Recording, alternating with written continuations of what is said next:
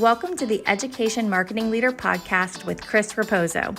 If you're looking to dive into the latest industry insights, draw inspiration from education success stories, or just want to sharpen your marketing skills, you're in the right place. Here, we bring you a diverse range of voices from experts and leaders in the field, offering you a unique blend of professional development and practical strategies. Whether you want to understand your audience better, stay updated with the latest tech trends in marketing, or expand your professional network, we've got you covered. So while you're driving on your morning commute or winding down after a busy day, let's explore the dynamic world of education marketing together. So what metrics or indicators do you use to measure the success of your student engagement strategies? When it comes to the digital marketing side of things, we of course look at engagement and open rates, and I would never want to push these numbers off as vanity numbers, but I like to see the event numbers the most. Last summer we did an event for summer enrollment. I guess we did the event in the spring to get our numbers up for summer enrollment, but we had academic advisors out there. We had like some summer activities like volleyball and some other. It was like a little cookout type situation. And we actually saw our numbers for summer enrollment go up, I think by at least like 25% just from this event alone. And we had academic advisors out there who were able to kind of talk to students and give them the benefits of taking these summer courses, and able to kind of like walk them through, if you took this summer course, like this will shorten your time span here at the university altogether. Like you're already here, like why don't you, who were kind of able to work with them through that event. So hello and welcome everyone back to another episode of the Education Marketing Leader. Today, I have the pleasure of welcoming a fellow UF Gator alum, Brianna Palmer. Brianna, welcome to the show. Thank you, Chris, and thank you for having me. Of course. Thank you for agreeing to be part of the show. So Brianna is a program coordinator at the marketing team and student engagement at Kennesaw State University, right in my neck of the woods in northern Georgia. So Brianna, you have a PR degree from the University of Florida, just like I do. So go Gators. Go Gators, chomp chomp. You worked at Disney for about 7 years and 2 in the communications role. And you also taught English as a second language in South Korea.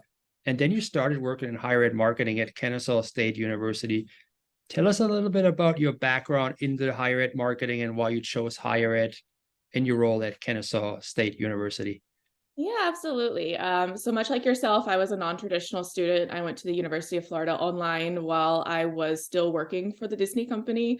So much like that, it was during COVID, so I was balancing school as well as work, as well as the uncertainty of, what was going on within the world itself. So by the end of 2021, when I graduated, I just knew that I kind of needed a change of pace, and I didn't know exactly what that was going to look like at that point. I knew that I didn't necessarily want to go straight into working for an agency or working for another tourism industry. So I decided to take a step back and to move to South Korea and to teach English. I did a little bit of curriculum planning as well over there. But then my contract was up and I returned home. And again, I was kind of stuck with this feeling of, I don't want to go the agency route. I don't want to go back into a huge corporation, kind of experiencing the same kind of things that I was dealing with at Disney. So I started, my aunt was a higher education marketer at Reinhardt University in Canton, Georgia. And so she inspired me to kind of look around at different colleges, different universities in the area. So I interviewed at Emory in Atlanta. I also interviewed at University of North Georgia up in Dahlonega. But the one that I interviewed at that really stood out to me was Kennesaw State University. I interviewed with my director at the time, Jasmine Jackson, and her team. And immediately I felt at home. Their strategy for gaining student engagement and how they felt about student success just really hit home with me. And I literally left that interview. I was driving, I was on Chastain Road right there in Kennesaw, and I was like, I got that job. Like, that's my job. That's where I'm going to be. And I just felt so at home after the interview. And sure enough, like not even a week later, they were like, can you start on this date? And I was like, absolutely. So that's kind of how I ended up in higher education and at Kennesaw State University. Kennesaw State University specifically because we are more so we have like a good balance between traditional students and non-traditional students, but knowing that it was a university that caters to both really meant a lot to me. That's why it kind of stood out more so than University of North Georgia and Emory. I really like that aspect of it. Yeah, that's a pretty cool story. I got into the higher ed marketing arena on the ed tech side around the time you started. Like you started back in August 2022. I started in July 2022. So that's kind of cool to have you on the show, And about Kennesaw State University, I know that they're pretty diverse there as well, because one of my colleagues, he's originally from Germany and he grew up in Belize, and then he tried to find a university in the United States. And so he went from Belize to Kennesaw State University and he graduated there. He also after he graduated from Kennesaw State, went to Germany to graduate with his master's from there. So a good setup at Kennesaw State, great education, catapulting people to greater heights. So good on you guys. But when we planned this episode, we were talking about student engagement in marketing, and this is one of your expertise. For people that may be new to higher ed or exploring higher ed marketing, can you start by explaining the role of marketing in enhancing student engagement within a higher ed institution? Absolutely, absolutely. So when I think it comes to student engagement, it's important to, coming from that marketing PR background, data is important. When we look at the numbers, students who are engaged in student life and in academic life at their university, they're going to be more successful. That's what the numbers show us, and it has kind of proven true. You and I know, coming from being UF online students, that it was kind of harder to kind of seek out those experiences. They weren't just kind of like handed to us. But also just in general, when you're dealing with a more diverse population, such as the kind that we have at Kennesaw State University, we sport, I think, about 35% first generation students, that kind of thing. It's really important to get this information out to them. They might not necessarily come from backgrounds or households that teach them how to go out and grab this information, to look for this information. So marketing to these diverse sets of students, whether it be first generation, minority students, non-traditional students, is very important to let them know, like, hey, this is available to you. We want you to take advantage of it. It's free. You've already paid for it within your student fees. We want you here. You are part of this story at Kennesaw State. Take advantage of that. Take advantage of these resources. So that is kind of getting the word out there and marketing to them in a way that's not preachy, but just, hey, we're on your level. We want you to be successful, and this is how you can assist us, and we can assist you in that success. Yeah, that's lovely, because a lot of first generation students, they don't have the people that've been through it before that can tell them, hey, this is what you can expect from a university setting. So having that in the marketing material to make sure that they take advantage of everything that's there to offer to them, that they're paying through their tuition, is very important, because they may walk away not knowing that there were certain things that they could have utilized during their time at the university. So I like that approach about making sure that students are engaged, and enhances to, that enhancement in student experience also leads to retention, which is very important when it comes to university. It's not just bringing them in, but keeping them there, and then making sure they graduate, and then catapulting them into the workforce. And hopefully they'll spread the good word about the experience, and then they'll refer people over to you guys. Exactly. Yeah. What are some key strategies that you've implemented to boost student engagement through marketing initiatives? Yeah, absolutely. So when I joined my team, there was already the bare bones of an ambassador program, which I thought was absolutely fascinating. However, what I was able to do was I was able to truly take that ambassador program and turn it into what it is today, and let them keep growing. So basically what it is we have our ambassadors for student success, and what these students do, they act as ambassadors for the Center for Student Success. We have different ambassadors who represent different areas, whether it be career and internship advising, academic advising, study abroad, et cetera, et cetera.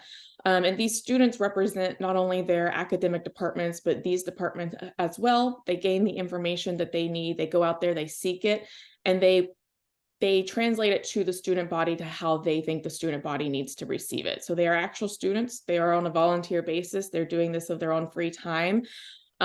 So being able to do that, but also what I did when I came in was I helped them leverage their social media side of things.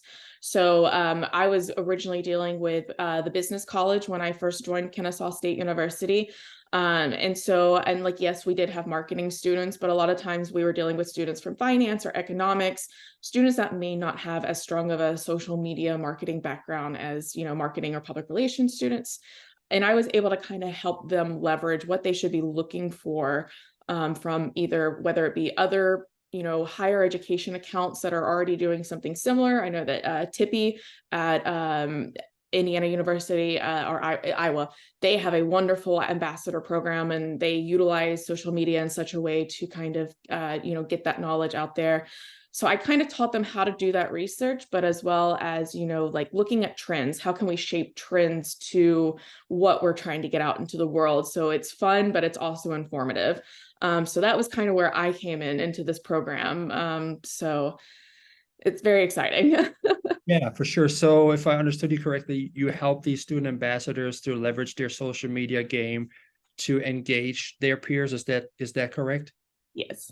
Okay, yeah, because you and I, we went through a great journalism school. So it's second nature to us. We know what we need to do. But if, let's say, there's somebody in the chemistry or engineering program, they may not feel comfortable being out there, right? And giving them to a little bit of the training that they need in order to leverage their personal brand in order to engage their peers is very important. That may be a no-brainer to the two of us, but somebody who's not in comms, that's like a big lift, actually. So having an empathy is critical when you engage student ambassadors. But what is the progress or the process that you follow to recruit and train student ambassadors to ensure that they align with your marketing objectives? Absolutely. So a lot of the times, we're going to be working with our already existing ambassadors to see if they have recommendations of anyone that they would recommend. Again, it is a volunteer basis, so I try to make sure that, everyone understands that in the process of this. It does come with benefits, though, such as letters of recommendation and experience, and just ensuring that I want them to get as much out of it as, we get out of them. So a lot of times it's through recommendation of our current standing ambassadors. But we do have just a regular old sign up, recruitment program of, hey, here's the QR code, register. And, we do ask a series of questions, and, part of the first screening is typically, did these students give us enough material in these questions? Or are they actually passionate about this? Or, are they just trying to get involved? And if they're just trying to get involved, and, then maybe this is not the place that they would best benefit. However, if they actually have a particular passion about engaging with their fellow student body, and they give us enough information through those answers, then we typically invite them for an interview. And I have a great team that works with me, and we try not to make our interview questions super strict and by the book. I know one of my coworkers, his favorite questions is simply, and he also went to the University of Florida. He always asks the question of, what's your favorite story and why? And it could be anything from a personal story to a movie or a TV show or a book that someone has read. And just to see why that person, how they describe that story and why that's their favorite story is very telling of where their passions may lie. But we also ask questions is, what's a resource that's available to you that you don't think there's enough marketing out there, there's enough information out there to students that you think that we need to highlight more? Questions such as that, they're really telling about, if these students are paying attention to what we're not getting right. It gives us some insight to what students are actually thinking, because sometimes staff and faculty, we get caught up in the day-to-day, and we get kind of caught up in what do the higher ups want, as opposed to what do these students actually need. So we ask questions that kind of pull to see if these students are able to verbalize in a way of what they actually need and what they think that they need more of. And then we kind of typically will, and we will typically invite some of our executive board from our current standing ambassador group to sit in on those interviews and ask questions as well, because we also want them to get that experience of interviewing and us, being able to pull out those strengths as well. And then we kind of collaborate, and then we determine our board based off of that. Yeah, what a perfect way to build out your target personas by getting these people, these students are sort of like the prospective student that you're actually marketing to with your other marketing efforts, getting exactly what their pain points are, what they're looking for, what they like. You can not only utilize them for engaging with their peers, but also building out your marketing strategy for potential students. So that's like a win-win. But like you said, there's something in it for them. They get exposure and they get the backing from the university. Like I always love the student spotlights they did on me from the University of Florida, because when I looked for a job, I could use that as some sort of as part of my portfolio. Hey, this is something about me, but it's not just me saying it, it's like actually a brand backing it. The same with Kennesaw State. If you have somebody who's trying to get into the workforce, and like you said, you have the letters of recommendation, especially someone who has limited or no work experience, that holds a tremendous amount of weight for them at that point in their career. So, Exactly. let's pivot over to digital marketing a little bit. How has digital marketing transformed the way you engage with students, and what platforms have you found most effective? Is it solely social media? Is it TikTok, Instagram? What are your thoughts on that? So Instagram is where we see the most engagement happening. I truly wish that we could utilize TikTok. However, there are state laws into play that kind of prevent us from doing so. So that, and that way you kind of have to learn to pivot in other ways. So then you kind of look at Instagram Reels, et cetera, et cetera. Facebook is also another great platform. LinkedIn is another great platform for those students who are maybe juniors and seniors. But also, getting that alumni attention and keeping in contact with those students who have moved on. But Instagram truly is just, it's really great in terms of it just kind of allows us like multiple different ways in one channel to communicate with students. We still utilize things such as email. We use Emma, which is kind of like a MailChimp kind of situation, something along those lines. I've recently moved over to the social sciences college where we use MailChimp. So it's when I was at the business college and we were using Emma, I was able to get that readability up from 24% to 36%. So I was so proud of that, because students traditionally do not look at their emails, not for those. They don't look at it for newsletters and events. They look at it more so for that conversation between professors and that type of thing. So I'm hoping to be able to do a similar thing over at the social sciences college and get that rate up. But it's about knowing how to shape those messages and how to get their attention. Scarcity was always a great one that I used at the business college. Like, hey, we have 5 spots remaining for this, event. Be sure to RSVP today. Taking those little digital media, little pieces of knowledge that we pick up through our classes and through seminars and articles, and utilizing them to better the student experience, and to where they do open their email, they're like, oh, well, this is important. Learning how to do that, and just, again, coming down to their level. If you have students saying like, I don't read my email for events, then sitting down and figuring out, well, how can we better speak to them? Like, what is the better way to do this, as opposed to wasting our energy on things that might not be working. Yeah, that scarcity and urgency in messaging works beautifully. Actually, I use that too, but because we have training sessions for our clients, and it's if I just say, hey, can you sign up? You can sign up for this event. Hardly anybody signs up, or they sign up, but when it goes like 2 weeks before it's ready to launch the training, I said, hey, there's only 5 spots left. There's only 4 spots left, and then I see them coming in. So it's kind of fun to watch that a little bit, the psychology of it. If you just put a little bit of urgency in there, make showcase and communicate, like, this is something people actually want. And if you want that, don't wait, get it now. Um, Definitely utilize that to the best of your ability. Mhm. Even if you feel like you're a little bit pushy, but sometimes that's what somebody needs, because a lot of people, they're interested in your course or in your program, but they always put it to the side. They're busy with life, especially adult learners. They're like, I'll get to it. And they may never get to it. Or they may get to it at another program that uses that sort of communication. So don't feel Exactly. bad if you use some urgency and some scarcity. But in the end, we need to measure success, right? If we're in marketing, we got to make sure that what we put out creates something and moves the needle. So what metrics or indicators do you use to measure the success of your student engagement strategies? Yeah. So a lot of times, if it's event based, we will look at like how many people showed up to this, how many people actually came out to this. Because especially when you're looking at a campus such as Kennesaw, it's a big campus. So like, are people actually finding us? Are they actually able to get to this and to come to this event? We have 2 resource fairs at the every year. We do one in the spring, one in the fall. I was so ecstatic to see that our fall numbers from when I first began went from, I think it was like 245. And then when the next fall this year it came around, we were at 445. So almost a 200-person increase.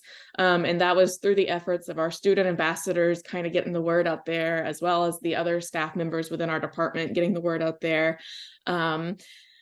When it comes to the digital marketing side of things, we of course look at engagement and open rates, and I would never want to push these numbers off as vanity numbers, but I like to see the event numbers the most. Well, last summer we did an event for summer enrollment. I guess we did the event in the spring to get our numbers up for summer enrollment, but we had academic advisors out there. We had like some summer activities like volleyball, and some other, it was like a little cookout type situation. And we actually saw our numbers for summer enrollment go up, I think by at least like 25% just from this event alone. And we had academic advisors out there who were able to kind of talk to students and give them the benefits of taking these summer courses. And able to kind of like walk them through, if you took this summer course, like this will shorten your time span here at the university altogether. Like you're already here, like why don't you, who were kind of able to work with them through that event. So seeing what the goal of the event is, as well as the attendance, but also did we get the goal from that attendance? And a lot of times we are. And so kind of those types of metrics, but as well as open rates, engagements, likes, and shares. Sure. I absolutely love the summer courses because they were condensed and I could get it done quicker. And I've noticed that I get a little bit more attention when I was a student in a summer course because there were fewer students in there. And then some of the professors, especially the ones who were used to non-traditional students, they were like, kudos to you, for doing this in the summer. So good job. And they gave me a little bit more grace than they would have in a fall or in a spring course when there were a lot of students in there. Sounds like you have a lot of success in your role, but I'm sure there are some challenges as well. What were some of the challenges that you faced in engaging students through marketing, and how have you addressed these challenges and overcome them? Yeah, absolutely. So there's always the piece of leadership buy-in. Mm. Um, even if you do have a leader that might be coming from a marketing background, chances are that person probably most likely is coming from a more academic background. And you and I both know that academic and real world do not always translate. And so you really kind of have to mold, but also be able to sell that to leadership of like, let's just give it a try. Let's see what happens. If it doesn't work, you're right, I'm wrong, whatever that may be. But leadership buy-in, it can always be a difficult piece to kind of, truly sell. Also, non-traditional students. What are we making, like yourself and myself, what are we doing to make sure that those students are not ignored, that, we are still providing the same quality and time and focus to those students? Because these are not students who are going to want to come to campus for an event. These are students that have full lives, families, jobs, et cetera, et cetera, et cetera. But they are still valuable. They're still students at the end of the day. We still owe them our attention and our service. So making sure that we are, properly also marketing to them, whether that be direct mail marketing, whether that be, these are the students who are looking to their emails. So what do we need to do differently for these students? And just, making sure that you're properly surveying these students, talking to these students, whether it be through focus groups or just one-on-one interviews, having those types of students as ambassadors. I've had ambassadors who are, 50 years old, their kids went back to college and they decided it was time for them to go back to college. Like they offer amazing input that our traditional students do not offer. So just making sure that you're getting a full, wholesome, holistic representation of your student body, and making sure that everyone is getting what they need from you. Yeah, absolutely. I remember during my associate degree time at the community college, I went in the evening after work. Was in Tampa, Hillsborough Community College, and I kind of felt like I don't want to say second class citizen, but more like an afterthought, because I saw the social media posts from the college, and they had all these events for the traditional age students, free food here during the day, and snacks and stuff, but nothing in the evening, right? So you just walked in there and you didn't get that full experience that the people got during the day. So I always thought that was kind of a letdown. I mean, for me, it was more transactional because I just wanted to get my AA and want to get out of there. But still, sometimes you felt like, oh man, they get that. I'm paying the same tuition, but I don't get that. So, it's a bit of a challenge. I know it is, but No, you're absolutely right. When we look at these students, they might already be in their field of study. They might just be completing their bachelor's degree, but these students have friends that might be looking at master's degrees or, furthering their education from what they already have. So, we can't diminish their value by any means whatsoever. So just getting on their level and, being there for them as well is extremely important. absolutely. And let's just use that example I just gave, me being a Kennesaw State student, and you're taking that feedback, and how do you incorporate this sort of student feedback into your marketing strategy to ensure continuous engagement and improvement? Yeah. So, looking at surveys, looking at, again, just like those one-on-one student interactions. First off, I always ask my student ambassadors whenever they come to me with, a piece of feedback, they whether it be like, we don't look at our email or this is not working, et cetera, et cetera. I always gauge them. I'm always like, okay, what do you think will work? Like, what do you think that your student body needs that would better fit the situation? And just, again, having that word from them and hearing their ideas is a great way to tap into that. Again, you're kind of getting on their level.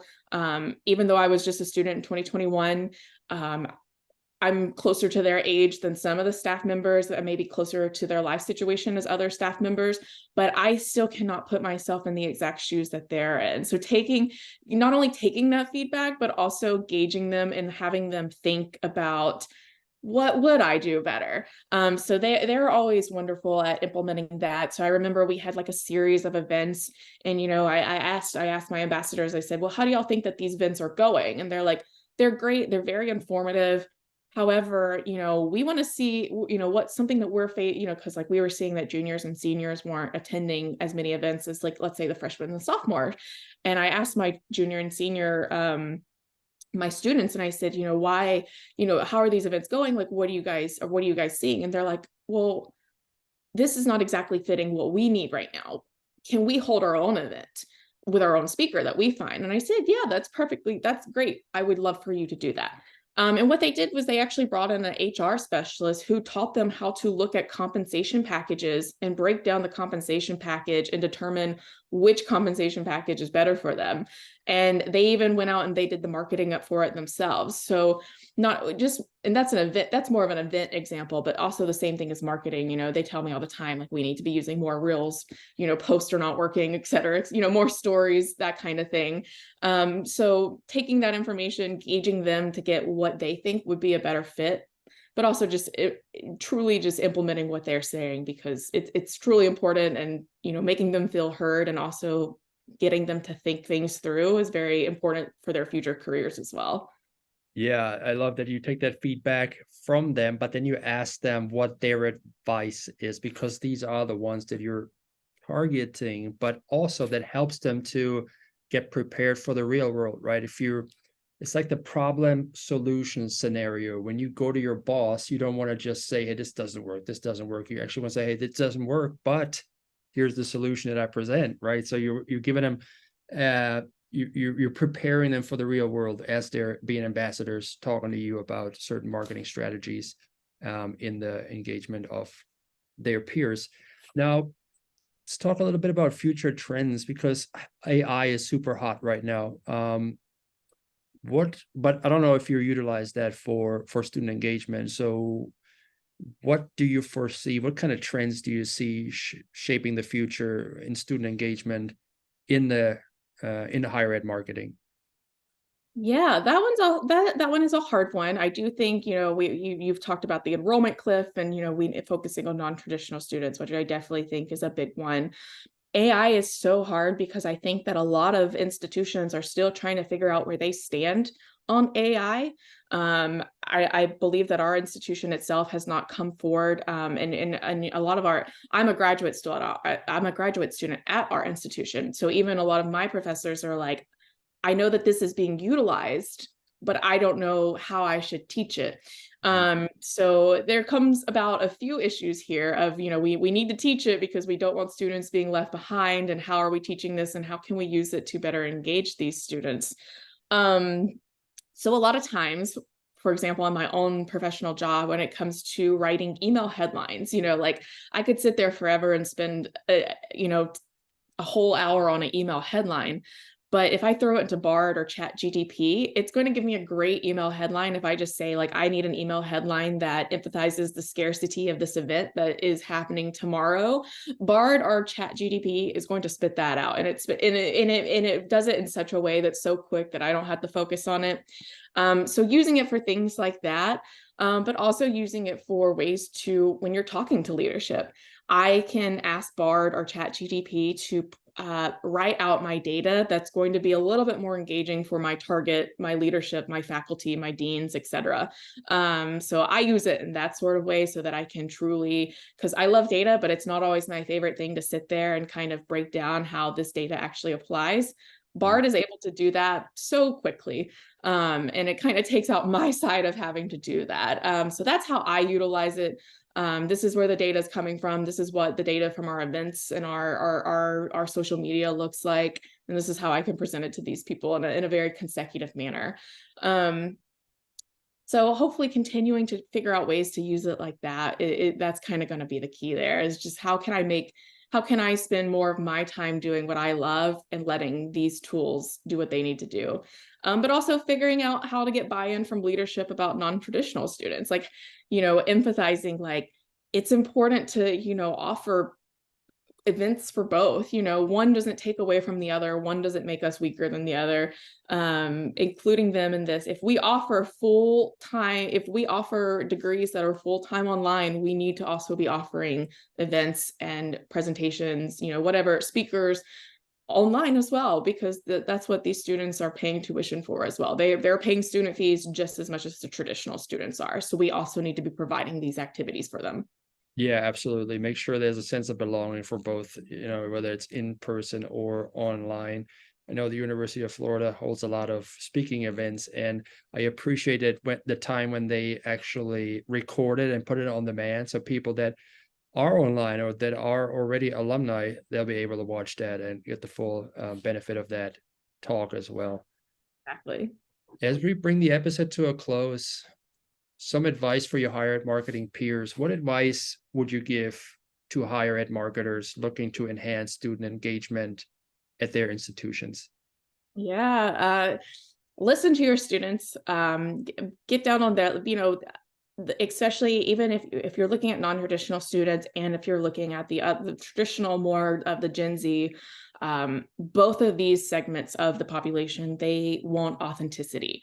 They want you to be real. They want you to identify. Of course, who I am at home is not going to be who I am at work, but I can still provide them my real self, and it creates a bond of trust there that, because I think a lot of times people go into school and they, or people go to college and they're just like, oh, it's so difficult. I'm having to jump through so many hoops. But I think if you get down on their level and show them that you care about their opinion, you care about what they're going through, it's going to create an impact.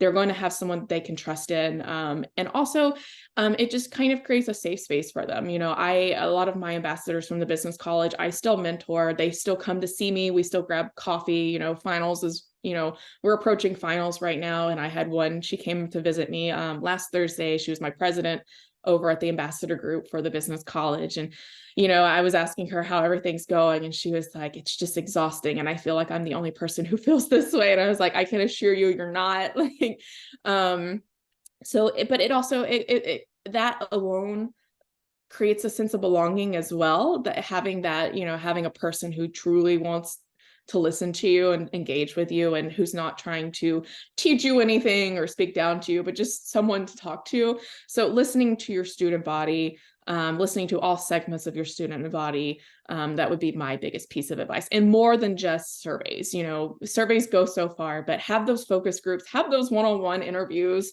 take a student out to coffee and see what they have to say. That would be my biggest piece of recommendation. Yeah, that makes a lot of sense, especially in your situation, because you're a graduate student at the university. So you're feeling it too, your work, and you got the responsibilities of your assignments. So they kind of like, okay, this person's actually in there with me in the trenches, sort of, and doesn't just talk from like experience from 20 years ago. So you can actually emphasize with them better than somebody who's maybe has nothing else going on other than going to their job and then going home and relaxing. So that's awesome that you do that for those students. It's very valuable. So how can people get in touch with you if they want to learn more about student engagement? Is LinkedIn the best way? LinkedIn is the best way. That is kind of where I like to keep all of my professional, but also like I understand LinkedIn's more of a professional thing too. But yes, definitely LinkedIn is the best way to get in touch with me. Also, you're welcome to email me at bpalme, PALME 13 at kennesaw.edu. I'm happy to connect with people that way as well. Awesome. Bree, I really appreciate you being part of the show and sharing your insights. Thank you, Chris. I hope that you have a wonderful holiday and very safe trip. Thank you very much. Take care now. Thank you. Hey, thanks so much for tuning into the show today. If you enjoyed it, don't keep it to yourself. Share with your friends in your network. And if you have a moment, I would really appreciate a review of the podcast. That'll help other people find the show as well. Tune in every Thursday morning at 8 a.m. when I release another episode. Take care now. Have a good one, friends.